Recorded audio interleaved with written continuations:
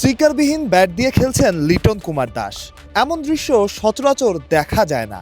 স্পন্সরশিপের বাজারে বাংলাদেশের টি-20 ক্যাপ্টেনের চাহিদাও ছিল আকাশ ছোঁয়া। তবে এবার সেই ছবিটাই বদলে গেল। অদম্য বাংলাদেশ টি-20 কাপের আগে অনুশীলনে স্টিকারবিহীন অর্থাৎ স্পন্সরহীন ব্যাট দিয়ে খেলছেন লিটন। তার ক্লাসিক শট আর নান্দনিক ব্যাটিংয়ের চাইতেও লিটনের ব্যাটের ছবিটাই নজর কাড়ল বেশি।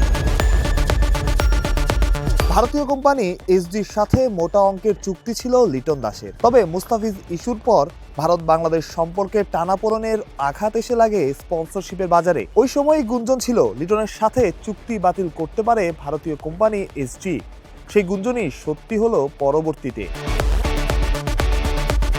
মুস্তাফিজুর রহমান আইপিএল না খেলায় তার ক্ষতি হয়েছে প্রায় 12.5 কোটি টাকা। তবে এর বাইরে সবচাইতে বড় ক্ষতিটা বোধ হয় লিটন দাসেরই। তার সাথে এসডির চুক্তি ছিল মোটা অঙ্কের, সেই চুক্তি বাতিল হয়েছে, কিন্তু লিটন একটা টু শব্দ পর্যন্ত করেননি, কাউকে বুঝতেও দেননি। আজ স্টিকারবিহীন ব্যাটে অনুশীলন না করলে সেটা নিয়ে আলোচনাও হয়তো হতো না। লিটন কেন আলাদা? ঠিক এ কারণেই। কখনো বাড়তি সিম্প্যাথি চাননি, কখনো পাবলিক সেন্টিমেন্ট নিয়ে খেলেননি। ঠিক একই কারণে হয়তো অনেকের মনও জয় করতে পারেননি। তাতে কি, এলকেডি বাংলাদেশের ক্যাপ্টেন, 16 কোটির প্রতিনিধি।